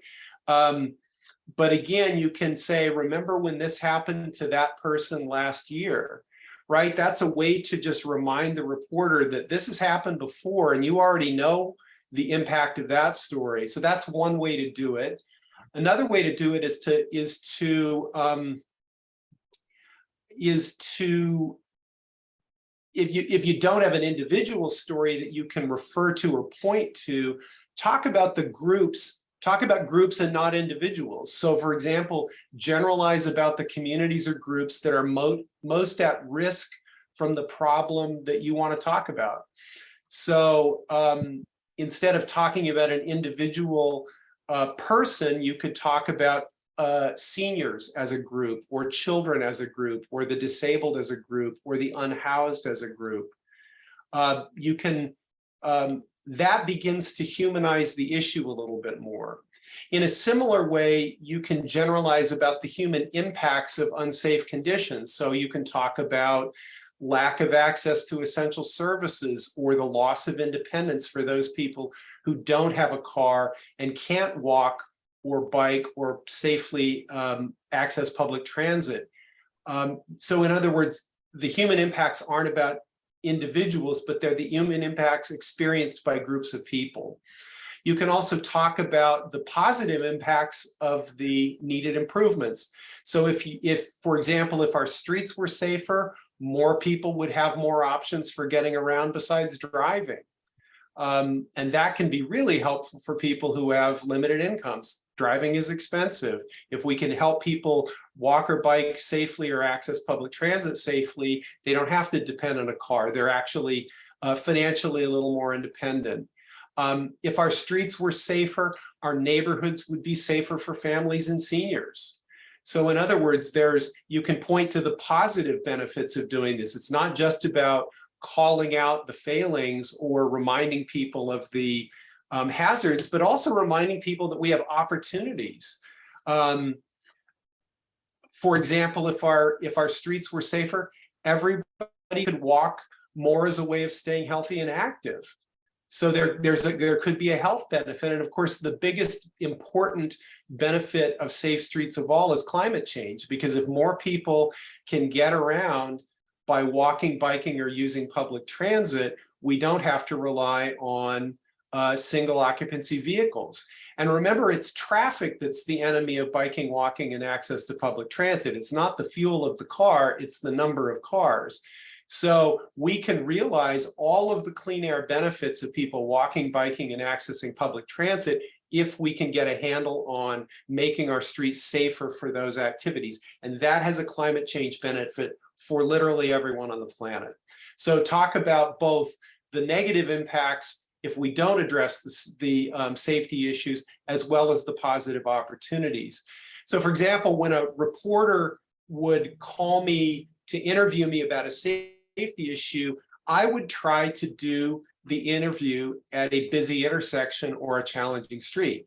I would just ask, they'd want to come to my office to make it easy for me, but I'd say, actually, I'd like us to meet at the corner of Broadway and Stockton Boulevard, because I want to show you some stuff. And then while we're standing there at these two roaring streets, I could talk about how it felt when I rode my bike there, because I've ridden my bike on both of those streets. I'd point out to the reporter the people who were trying to navigate that intersection in a wheelchair or in a walker or on a bicycle or on foot. And then I would ask the reporter how they feel if they were biking and walking there. How comfortable would this be to you? And it's not to like shake my finger at them, but to say, you're in the same boat as everybody else. If you wanted to ride your bike on the street, would you do it? And usually the answer was, hell no, I couldn't possibly do it. So I've humanized that issue by actually putting the reporter right in the shoes of a person who might be walking or biking on the street. I haven't had to tell the story of a tragic collision in order for this to feel real to a reporter. So those are some strategies if you don't feel like you have a story that's available to you when you have the contact with the reporter. Now I'm going to turn it over to Melissa to talk about some next steps you can take.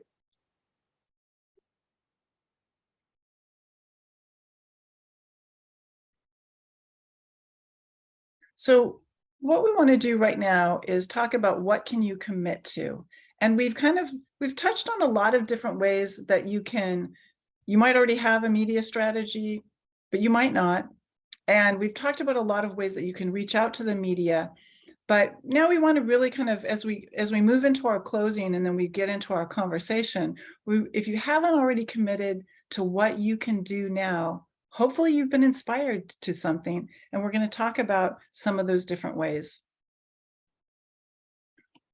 So you can write and send out a press release about World Day of Remembrance and what your call to action is. You can write a commentary, a blog.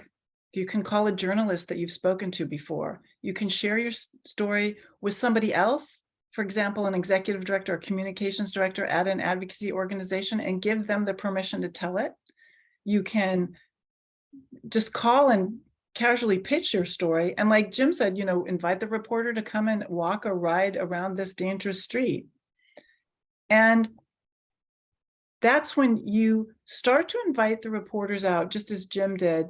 He became a known resource for the media. And that's really kind of the goal that you want to put. You might be just starting out in your media, you might be doing pretty well, but what you really want to get to is being sort of a media darling, where they are calling you because they know that it's World Day of Remembrance, or it's October and it's Pedestrian Safety Month, whatever it is, you want them to start calling you, and you want to have the story and the place ready for that. So right now, while we, as we wrap up to go into the final steps, final ending, take a minute and just write down in the comment section and for yourself, what are you willing to commit to? And maybe you'll make a friend here today who is interested in the buddy system to help you, just the way Jim and I have for years. We have talked about this for, I think we talked about doing this kind of stuff for about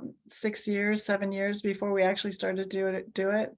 So what kind of help would you like?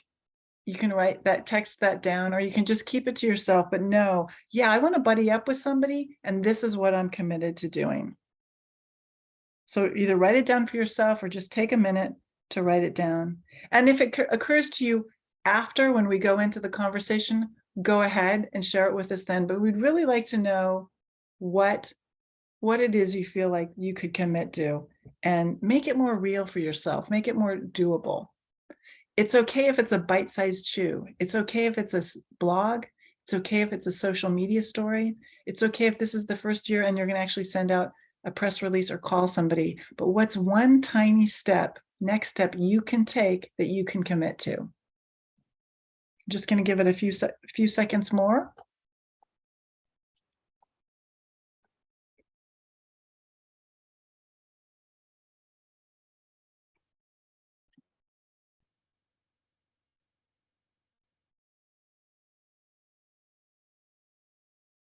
And I realized that I left you guys all on a cliffhanger. I didn't tell you what happened in my own hero's journey, as in my story example of giving up my car.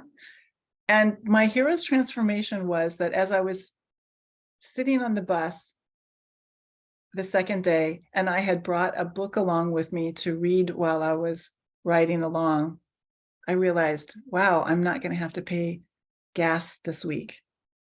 I'm not going to have my car repaired again. And all that shame washed away as I was sitting there traveling and reading in air-conditioned comfort. And I thought to myself, I could get used to this. And I did. I have actually not owned a car since then. I share a car now because I live in a place I live out in a kind of a rural place with no infrastructure for biking or anything else. And the closest bus is more than a mile away. But I do ride the bus when I can. And I'm still absolutely passionate about creating safe streets. So today we're going to end with our questions and conversation, but I do want to share one more time, for those of you that don't know it already, this is the link that you can copy for World Day of Remembrance, Families for Safe Streets, who is our wonderful sponsor for today, for Allie and her team. World Day of Remembrance has a toolkit that Families for Safe Streets has worked on, and they have all kinds of amazing resources that you can participate in and get the help you need, the connections you need, the network you need, and more. So I'm going to stop sharing my screen so that we can. And then what I'd like you to do is, if you have a question you want to text us, go ahead and text it. Jim, you might already see a question that you're interested in if you're already looking at it, or if you want to unmute yourself and ask the question yourself, we can do that as well.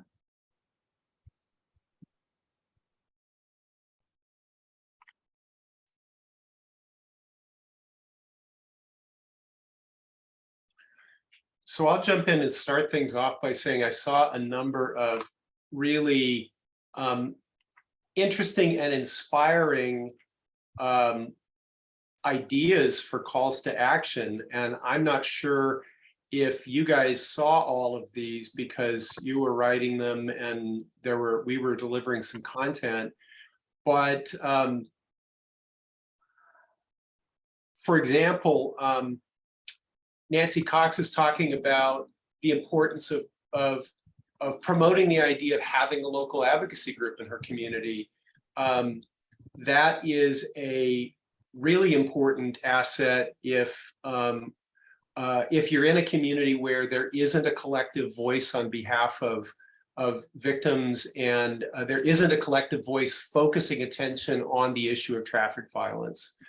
That's a really great idea, really important idea. Rachel shared the idea, a call to action to reduce the speed limit in front of her high school. Which they're trying to influence the community to agree to their plan, regardless of succeeding with the city official and the district DOT.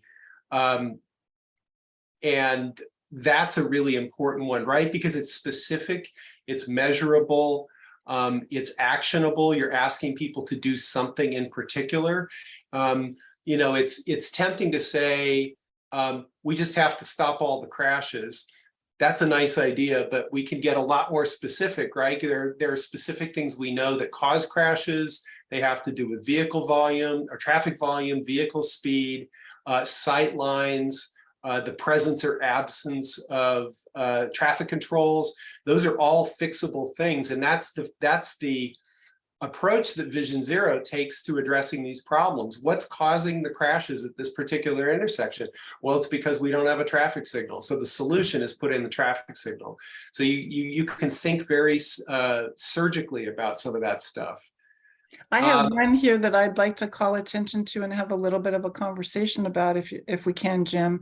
Virginia, you have written, a few of us are meeting with a newspaper reporter next week to share our experience of safe systems advocacy and share about World Day of Remembrance. So first I want to say, shout out to you. Yes. Right on. So Good Virginia, job. will you share a couple of thoughts with us about which newspaper reporter are you meeting with? Hi.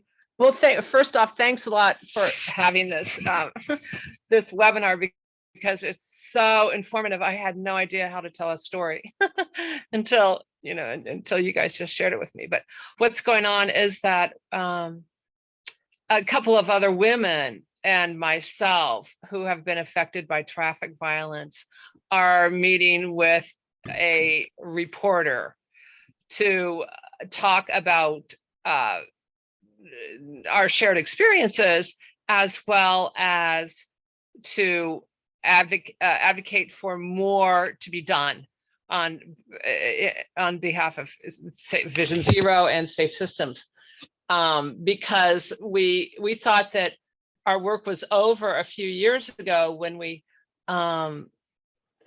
got the city to adopt Vision Zero after a dear friend of ours was killed by a hit and run driver. And we thought our work was done, but it's not done. It's just the beginning. That's the bad news, right? That Vision Zero is just the beginning. But so now can you see that it is really just the beginning. If each of you have so we're having so we should we all have stories, and I've never spoken to the media before, but I'm perfectly happy to do that. And plus, at the same time, I'm hoping to share the venue, which I'll find out about tomorrow, of our World Day of Remembrance event that we're going to have on the third Sunday in November. So we'll see. Wish me luck.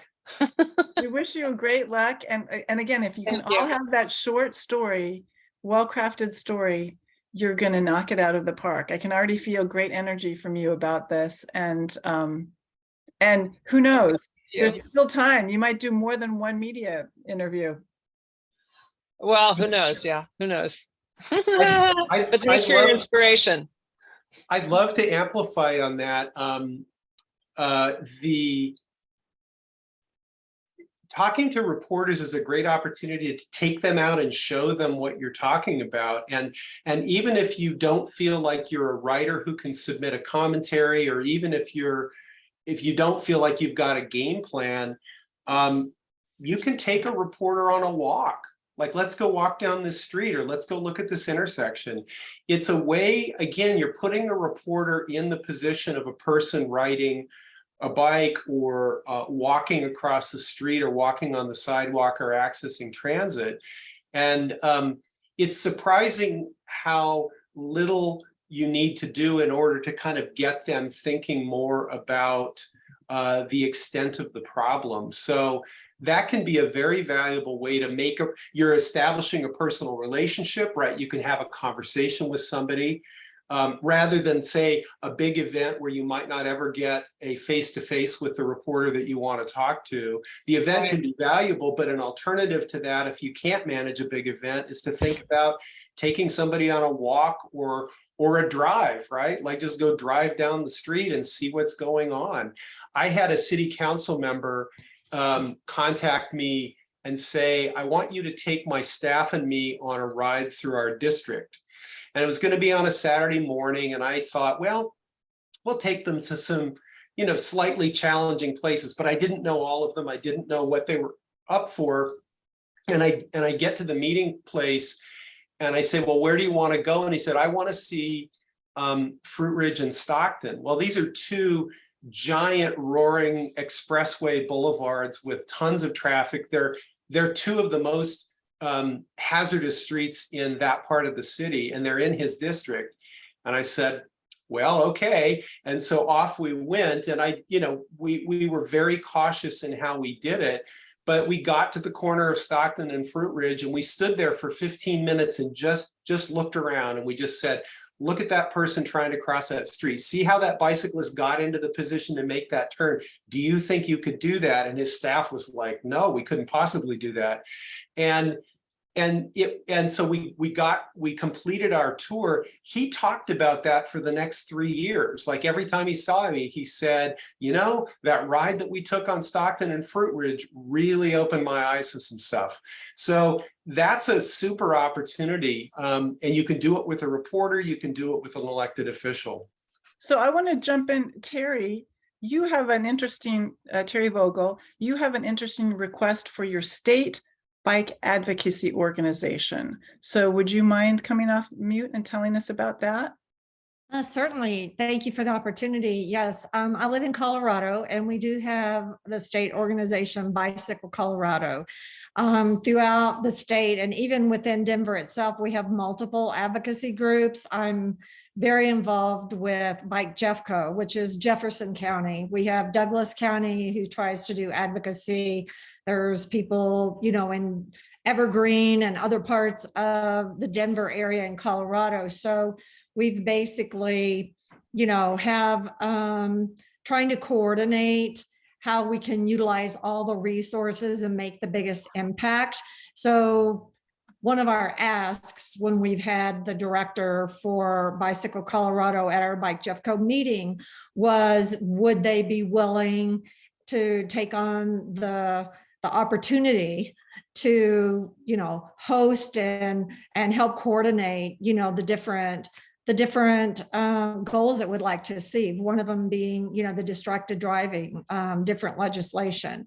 So there's a lot that we have going on, and sadly, we have had multiple cycling fatalities here in just the last month. If not fatal injuries, serious injuries, and so that's the highlight. Trying to draw attention to that. And, the question being posed by me is, if it's not the state advocacy group that's going to address it, then who? You have the deeper pockets, you have the bandwidth, you have more resources than a lot of the local organizations do, but everybody's willing to step up and be a part of it. It's hard because the state advocacy organizations are going to push back and go, ha, ha, ha, on the bandwidth. Jim and I have both worked with the state advocacy organization, so we know people are stretched pretty thin. However, that doesn't mean that your ask is not incredibly valuable ask, and that when you have a network the way that you do in Colorado of really concerned advocates, now is the time is ripe to get points on the board and make people really understand why this is so important. Because we've seen the horror show, right, of that through the pandemic, and then it just didn't stop, right? It's going up and up and up. And so that's it's incredibly good ask. And you're showing others that might be individuals what it's like to kind of come in and start working with advocates organizations. A lot of times they're very local. They could be community-based, neighborhood-based, and then you move on up into the state. and sometimes, and Jim can talk a little bit more to this, your state advocacy organization may be very focused on a particular part of policy that does have to do with safety, but not the particular kind of safety that you feel like we need to like be pivoting, or not pivoting, kind of spending extra energy on now.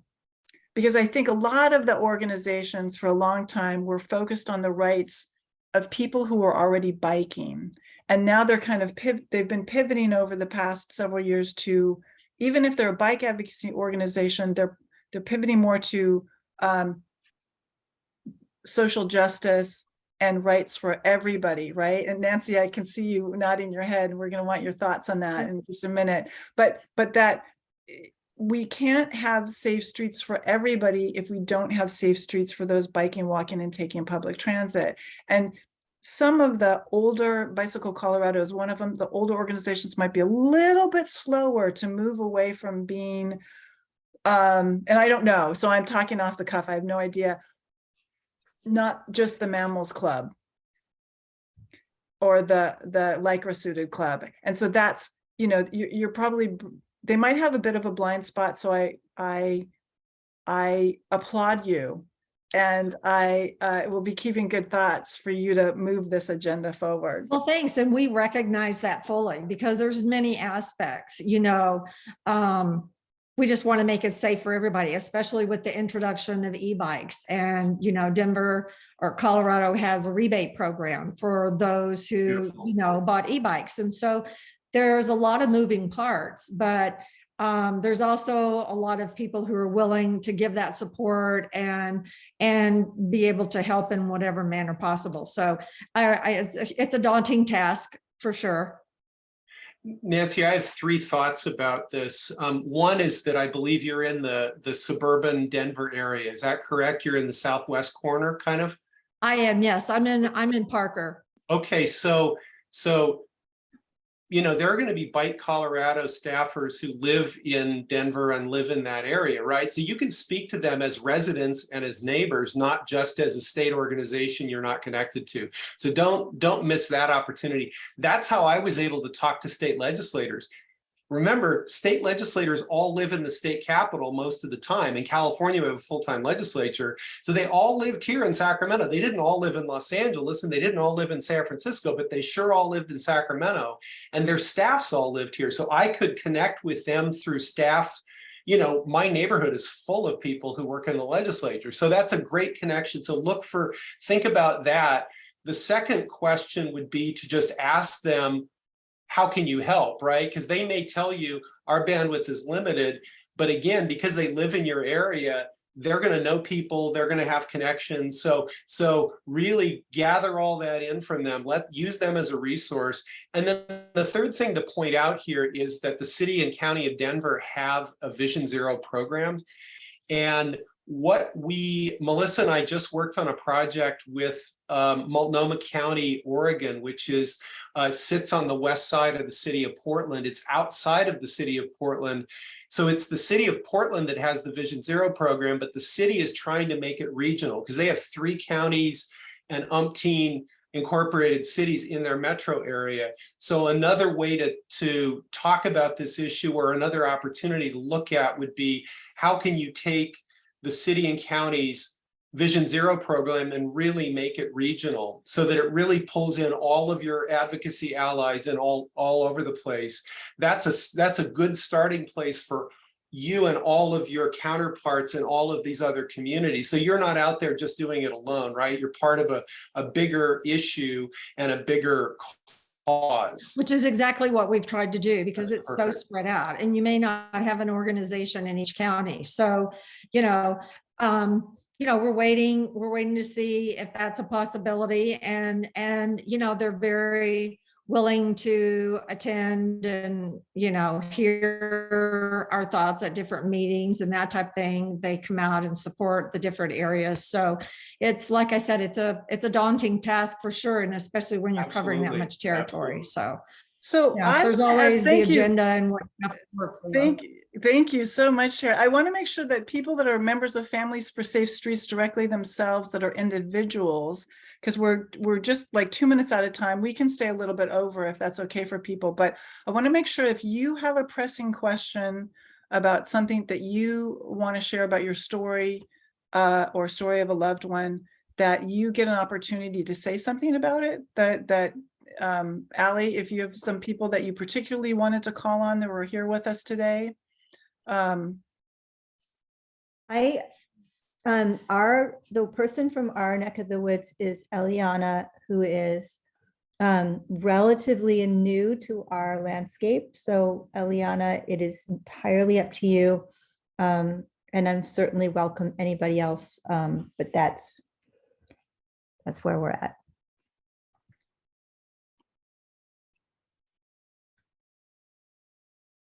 And I also go ahead.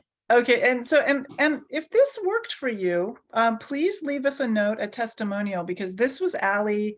Allie has wanted us to come and do something with her organization for quite a while now, and she has been a big champion of the work we've done with storytelling.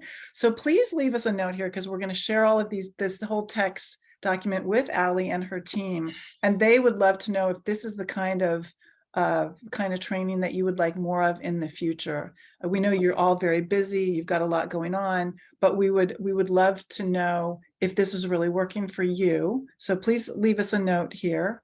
And then if Eliana is not ready to talk about something, does anybody else that has it? Laura Fredericks, do you have a thought that you would like to share with us? Has this helped clarify anything for you? Hi, everybody. Thank you. Yeah, it's always great for all of these trainings that we do, all the therapy sessions that Allie organizes with Amy and others. It's just a safe place to be. And it is helpful to think about all these things and write them down and take the notes and hopefully have some clarity for World Day of Remembrance and other events. It's difficult, and we tell our stories over and over again, but Emily's not here, and we have to tell her story. And that's where I say those who have survived a crash, their stories are so important, and they're so brave in helping us. I just, I want to thank everybody who has been injured and has come on the other side to say, yes, I want to tell my story. It's so helpful. Thank you. Thank you very much. Absolutely. Thank you.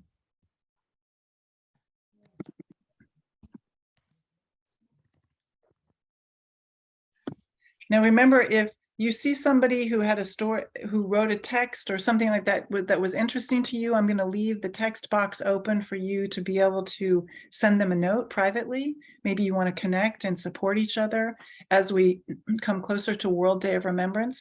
And the other thing, we talked a lot of strategy today.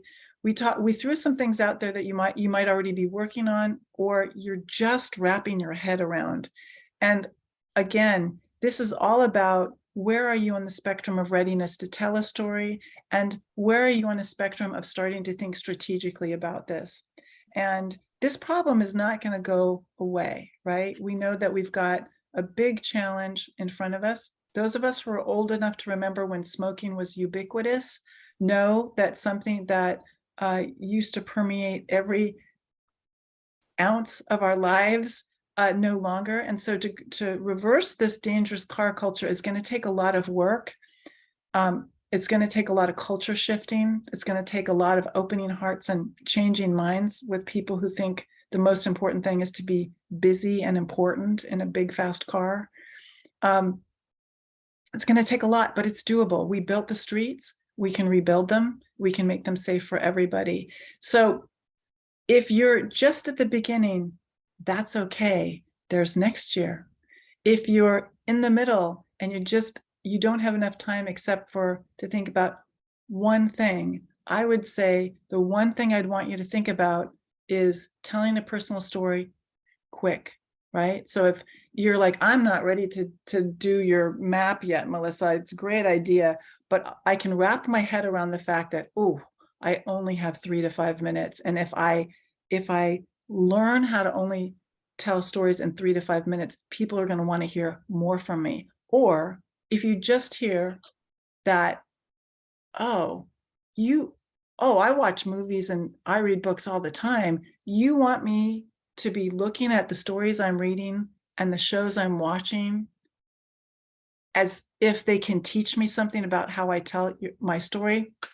Bingo, then you're gold, because you're going to go on a journey of learning what it is that captures people's attention. And that is how we honor the memory of these marvelous people that we have lost completely unnecessarily, and people who were so badly injured that their life is never going to be the same. And that's like, it's horrible that we as human beings can't care about that many things at the same time, but that's just how we are. If we just make peace with the fact that this is how we're wired, and the way that we get people to care is to tell a story that captures their attention and rivets them, then we can start to be like water, and water can move mountains. And that's the way we've got to think about it. So if anybody has final thoughts, I'd love to hear them. Jim, you probably, Ali, Jim, please tell us your final thoughts. Just to, again, thank you for all the attention you've paid today and all the time you're devoting to this issue. This is important to me, and it's valuable for me to see that so many of you are out there doing this good work. So thank you for that. If I can be helpful in any way, particularly around some of the organizational questions that we've covered, working with other organizations or setting up an organization, don't hesitate to give me a shout. We will post our email addresses at the right here. I'm writing mine right now. So again, feel free to give me get in touch with me if you have any questions about anything I said today or any ideas you want to bounce off of me. So thank you again. And I want to thank you guys all so very much. And I did share a couple of links, including the National Families for Safe Streets website. I'll also share Ali at walksf.org. Again, I'm happy to be a conduit if you're interested in hooking up with any of our chapters, or of course, if you just want any support. And I want to emphasize that this wonderful process that we've been talking about today can also be very challenging. And Families for Safe Streets is here to provide the emotional support foundation that enables you to do this work and tell these stories. So it's a partnership, and I'm really thrilled to be working with everyone, and just thank you so much. Thank We you, had everybody. a fantastic time with you today. I want to let you know again that we will send the recording to Ali as soon as it's processed, and we will send tip sheets and the storytelling map. Also, if you go to YouTube and look up Petal Love, you will see recordings of previous trainings that we've done that might help you in your journey. And petallove.org is our website. Jim and I are here to answer any questions. And we want to give a big thanks to Ali and the people at Families for Safe Streets for being such champions of this issue. And again, this is like an honor for us to be able to be here with you today. It's a privilege. And we hope what we've shared with you today has brought some ideas for a clear path to having a more successful strategic storytelling and communications future. I'm going to stop the recording now. I'm going to leave open the